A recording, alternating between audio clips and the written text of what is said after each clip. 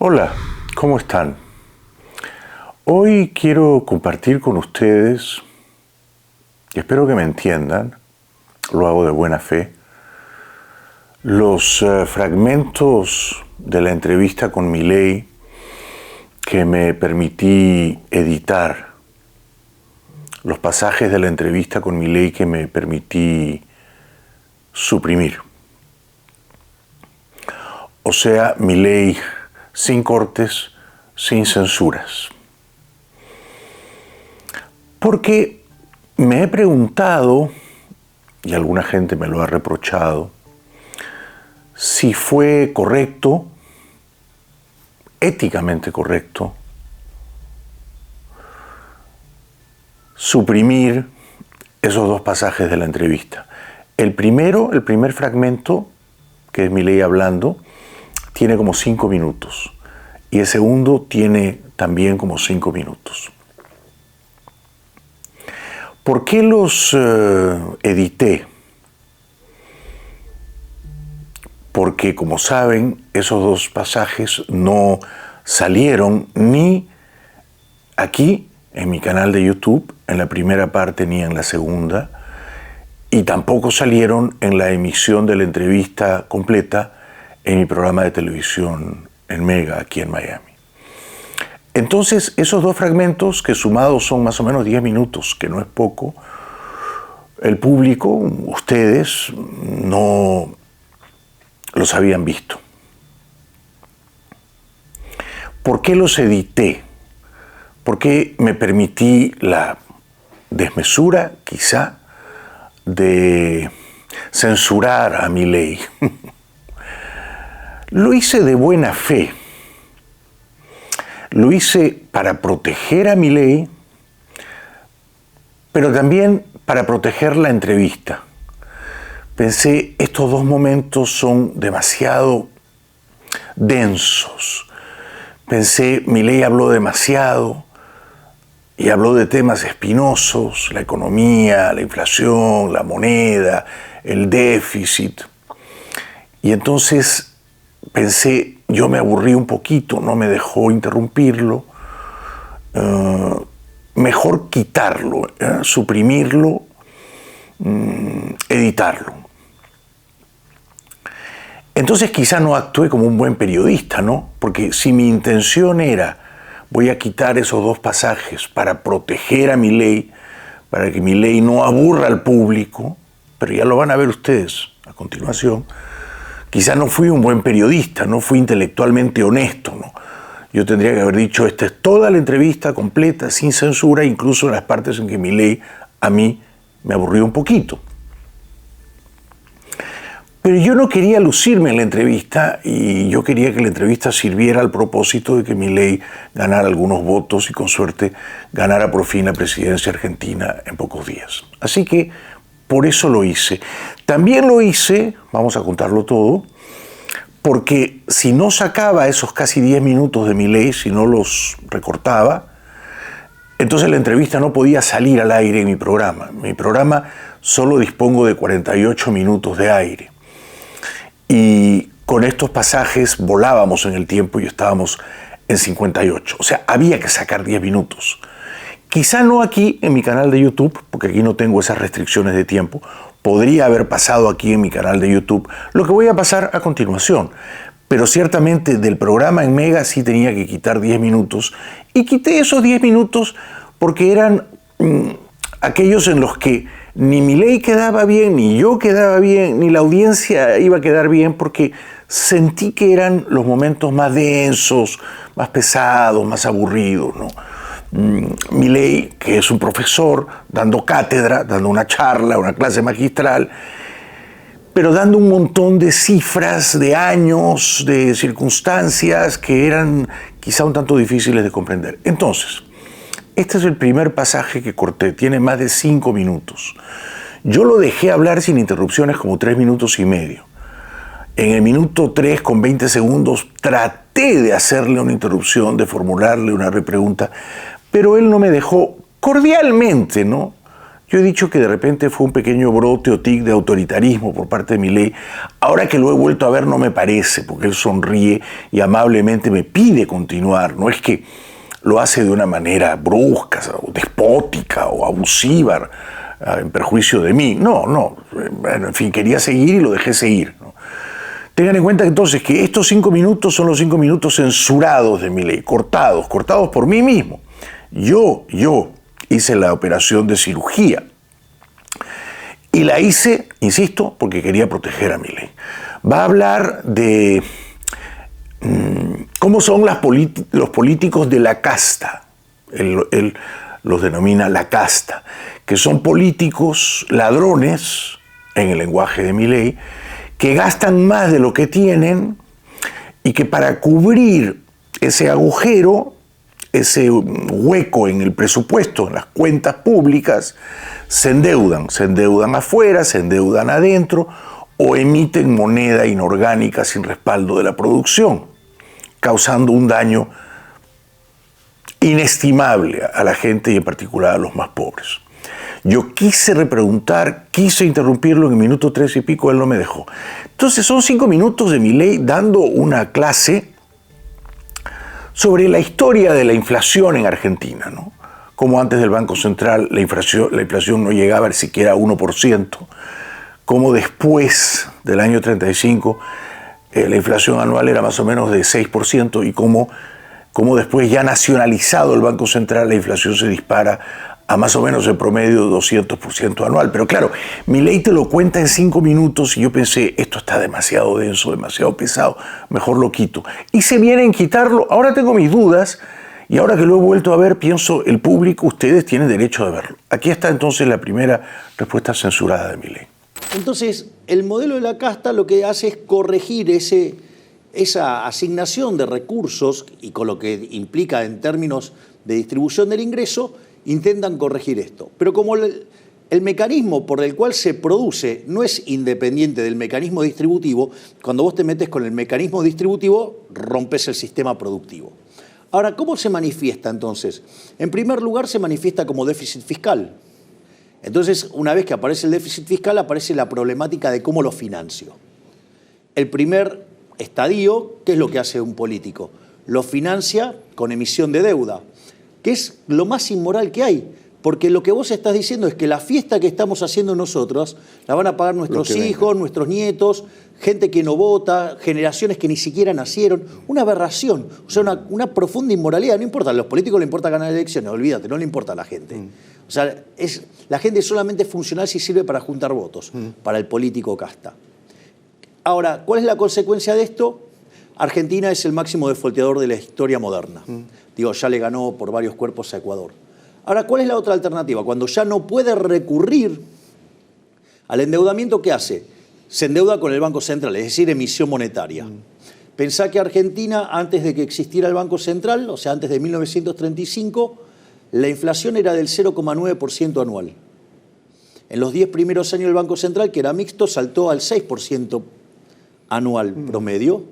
Y después, cuando se nacionaliza en 1946 hasta 1991, la inflación promedio fue del 250%, le quitamos 13,0 a la moneda, destrozamos 5 signos monetarios y hubo 2 hiperinflaciones sin guerra.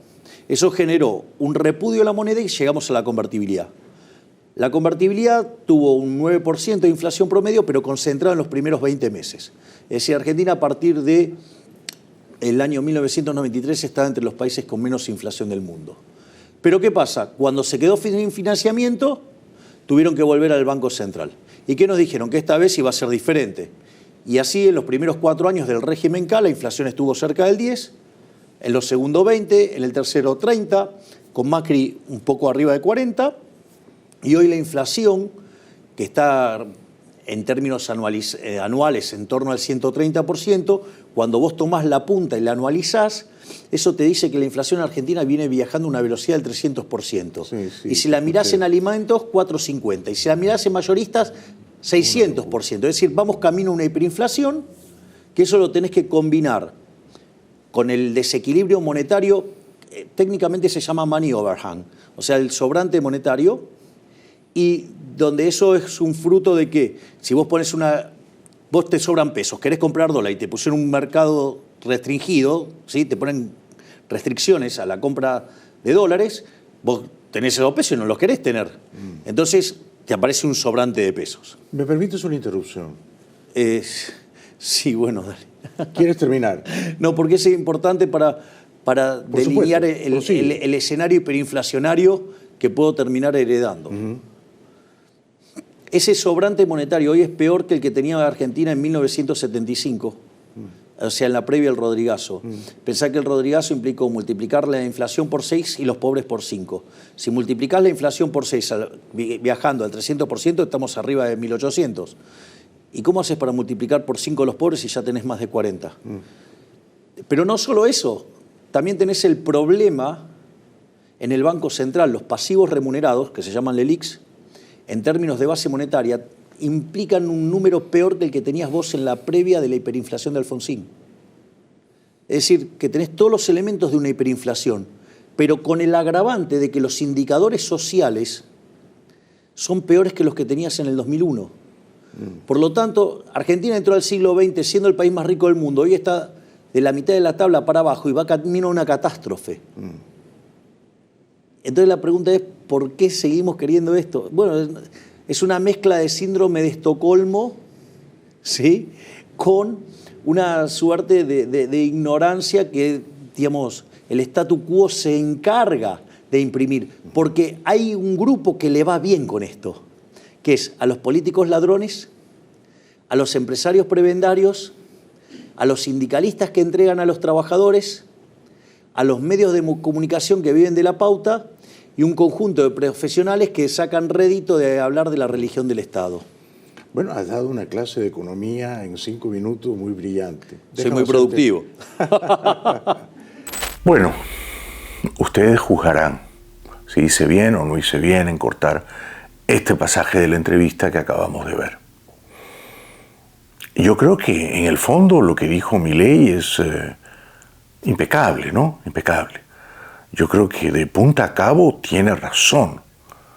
La historia de la inflación en Argentina es un escándalo y es una consecuencia de los políticos manirrotos que dilapidan el dinero público y que se endeudan irresponsablemente, lastrando el futuro de las generaciones que vienen. Es decir, que tiene toda la razón, pero quizá podía decirlo en 2 minutos y no en 5. Y quizá podía tolerar mi interrupción y no impedirla. A continuación, la segunda parte, o el segundo fragmento que me permití censurarle a Milei en la emisión de la entrevista en este canal de YouTube y en mi programa de televisión. En esta otra respuesta, que también habla como 5 minutos, él explica cómo, en su opinión, la derecha liberal ha perdido la batalla cultural contra la izquierda socialista, ¿no? Él explica cómo la izquierda socialista ha copado la educación, los medios de comunicación y la cultura popular, los artistas. Y entonces de esa manera gana la batalla cultural, a pesar de que la izquierda socialista defiende unas ideas probadamente malas y fracasadas. Pero Milei tiene la percepción, y aquí lo explica con bastante lucidez, con bastante claridad, que la derecha liberal no ha rendido, no ha dado la batalla, porque pensó que ya la había ganado, ¿no? Que con la caída del muro de Berlín, el capitalismo era el único sistema globalmente aceptado, moralmente aceptado, y por lo tanto no valía la pena ir a la batalla cultural de las ideas con la izquierda socialista. Entonces él explica por qué los artistas son muy mayoritariamente de izquierda y explica por qué la izquierda ha ganado la batalla cultural, una batalla que la derecha liberal no debe rehuir. Esta es entonces la segunda respuesta o el segundo fragmento de Milei. Yo tampoco lo interrumpí, lo acompañé, lo dejé hablar, le En fin, celebré sus intervenciones, observaciones y acotaciones, porque yo quería que mi ley quedara bien y sigo queriendo que quede bien. Y no estoy pasando estos fragmentos de la entrevista que me permití censurar o editar con la intención de perjudicarlo. Al contrario, con la intención de que se vea que incluso lo que yo corté es bueno. Incluso las partes que yo podé, guillotiné, son buenas. Y muestran a un Milei teórico, profesoral, pero en dominio de las ideas y en plena capacidad de explicar con lucidez por qué la economía argentina está quebrada. Veamos entonces la segunda respuesta que le edité a Milei. ¿Entendés? O sea, qué sé yo, por ejemplo, para así, digamos, o sea, no lo sobrecargo en Fátima, que digo, tiene todos los méritos y que yo, digamos, los avalo más que cualquier otro, por decirlo de alguna manera. Pero, por ejemplo, no sé, yo vi a los Rolling Stones 14 veces. ¡Wow! ¿Me entendés? Y el solo hecho de contarte que los vi 14 veces, ya eso es bueno. Imagínate haberlo vivido. Entonces, cuando vos vas... por eso es tan lindo, digamos, lo que brindan los artistas. O sea, es conectar con otra parte del ser humano y que yo creo que tiene que ver con conectar con lo mejor del ser humano. Cierto, cierto. Lástima que tantos artistas sean de izquierda, ¿no? Bueno, pero eso no es casual. ¿Cuál es tu explicación? Gramsci, que decía que para meter el socialismo dentro de la sociedad, vos, ¿qué tenías que hacer? Tomar la educación, fíjate cómo tomaron la educación, tomar los medios de comunicación y cooptar los artistas. Claro, la cultura popular. Exactamente. Entonces, una de las cosas que los liberales hemos reconocido en la batalla cultural, lo primero que tenés que reconocer es que perdimos. Es decir, esto es muy interesante porque si no reconocemos que perdimos, no podemos corregir. Exacto. Entonces, uno creyó que con la caída del muro de Berlín todo había terminado. Entonces, nosotros no dimos la batalla cultural. Y ellos sí, ellos, digamos, tomaron el posmarxismo, lo llevaron al Foro de San Pablo. Por más que las motivaciones de Castro era que se había quedado sin plata y necesitaba vivir a alguien, pero más allá de eso, la construcción cultural que hicieron fue genial, porque además, fíjate la cantidad de gobiernos que tuvieron. O sea, tuvieron 4 gobiernos de los Kirchner en Argentina. Tuvieron a Pepe Mujica, a Tabaré Vázquez en Uruguay, a Boric, a Bachelet, a Lago en Perú, en Chile, en Perú, digamos, a este hombre Castillo. En Brasil. En Brasil, Lula, Dilma Rousseff. No solo eso, en Paraguay lo tuvieron a Lugo, en Bolivia Evo Morales, ahora tienen Petro en Colombia, tienen en Venezuela primero Chávez, después Maduro, en México López Obrador, en España a Sánchez, ¿no? Y antes a Zapatero. Entonces, porque hay algo que todavía es mucho más grave. Porque si te ganó con las ideas mejores, bueno, ok, tenemos que hacer un resetting de ideas. Pero nosotros tenemos mejores ideas y aún así nos ganaron. Pero nos ganaron porque nosotros creíamos que ya con la evidencia era tan contundente que era suficiente. Que la batalla estaba ganada. Y que no la había dimos. que pelearla. Claro. Y nos contentamos. Vos sabés que, para mi alegría, en el sitio de FI, pero el internacional, hablan, me enteré el otro día, de la doctrina Milei. Entonces dije, a ver qué hice, o sea, cuál es la nueva macana que hice. Y sucede que lo que hice es una reflexión sobre la idea de Milton Friedman de la responsabilidad social del empresario. Es decir, la realidad es que si un empresario gana dinero, como lo hace sirviendo al prójimo con bienes de mejor calidad a un mejor precio, es un benefactor social. Claro, pero eso es cierto solo si vos tenés una economía de libre mercado. Exacto. Si vos no tenés al Estado interfiriendo, si vos no tenés a la izquierda metiéndose a manipular las manijas. Si es un monopolio no cuenta. Si es un monopolio creado por el Estado. Claro. Entonces vos fíjate que en ese contexto, lo que digo es, si vos empresario, no te involucrás en financiar la batalla cultural y tener los pensadores que peleen contra los del otro lado, que el del otro lado no tiene ningún problema de vivir del Estado, si son socialistas. Entonces, ¿qué es lo que pasa? Vos creés que con solo ganar plata está bien y lo que te vas a dar cuenta es que tu capital va a estar en riesgo porque nadie te lo va a defender. Entonces, vos necesitas comprarte un seguro o invertir en defensa financiando los intelectuales que defiendan las ideas de la libertad. Bueno, eso ha sido todo por hoy. Estas son las dos partes que, con razón o sin ella, edité de Javier Milei. Quería que ustedes las vieran y que ustedes jugaran por sí mismos si valía la pena verlas también, ¿no? No quería quedarme con la duda de que me permití escamotearle, ocultarle a la audiencia unos pasajes de la entrevista que quizá la audiencia merecía ver, a pesar de que Milei no quedara tan bien o yo quedara aún peor, ¿no? O sea que en total transparencia con ustedes y por respeto a la inteligencia de ustedes y por ser intelectualmente honesto hasta las últimas consecuencias, he querido compartir este Milei sin cortes, sin censuras. Seguimos mañana.